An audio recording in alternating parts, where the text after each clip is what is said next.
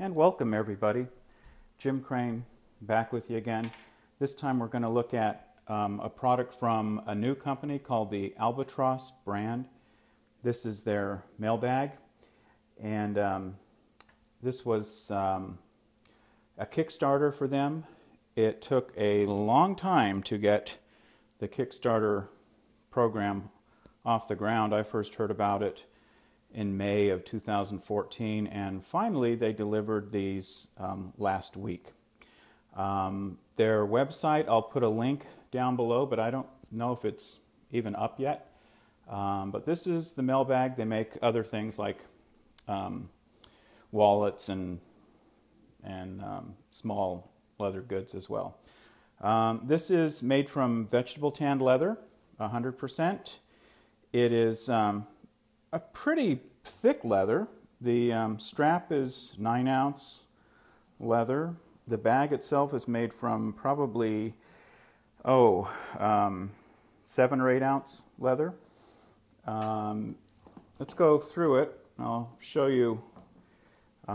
First of all, I should say, when I got it, it was just raw leather. It was just raw vegetable tanned leather, and raw vegetable tanned leather kind of has a very pale, even a pinkish hue to it. And this is after sun tanning it for a couple of days and then applying some mink oil to it. I just do not like the look of raw vegetable tanned leather. I don't like that pinkish color, and I also don't like what raindrops do to it. They make spots that will be there forever. So if you get some raw vegetable tanned leather, the first thing you want to do, if you want to darken it up, suntan it before you put any kind of conditioner on it. If you condition it first, the sun tanning process is really hampered by it, if it even works at all. So suntan it for a couple of days and then apply your dressing to it, and you'll get this kind of nice color, which is only going to get darker and darker with use. It's going to turn into a very kind of dark cognac color after about a year of continued use.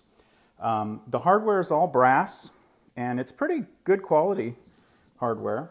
We've got some big swivel snaps here. Well, not swivel snaps, but some people call them dog leash snaps. But the rings are pretty heavy duty. I've never really seen rings that big on a bag before. I would think that's more closer to horse tack, but hardware's nice. There's nice detail to the stitching. They could have just stitched it pretty simply, but they put a really nice detail on there for you. The handle is absolutely fabulous. I love it. It is very secure. It's very, very comfortable in your hand. It is made by 2 pieces of leather. This piece here, then there's a big thick piece sandwiched in between, and then they stitch it all closed, and then they kind of either sand it or do something to kind of give it a roundish kind of surface to it there.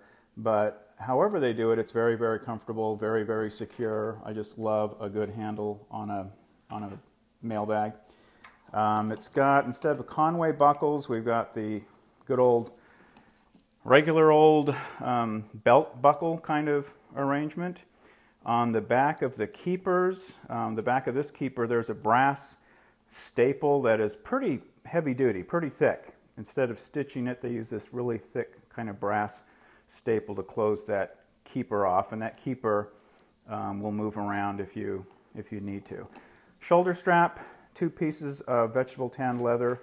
The bottom side is the outside. Instead of having the suede there, they put the suede sides together and then sewed it up. It doesn't really stick to your shoulder that well when it's slick like this, but the nature of a mailbag, it's going to hold close to your body anyway, so that's probably not going to be an issue. This bag is machine sewn, but they did a pretty good job. I think they did an excellent job with the stitching.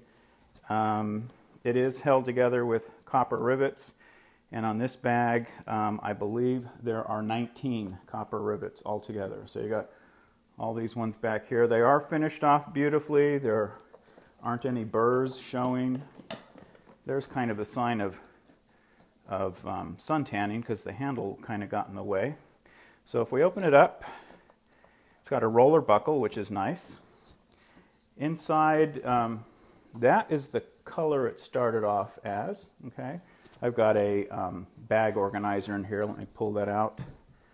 Okay, so the inside is very, very simple. It's one big pocket, and then there's this front pocket, which is just another kind of big, thick piece of leather.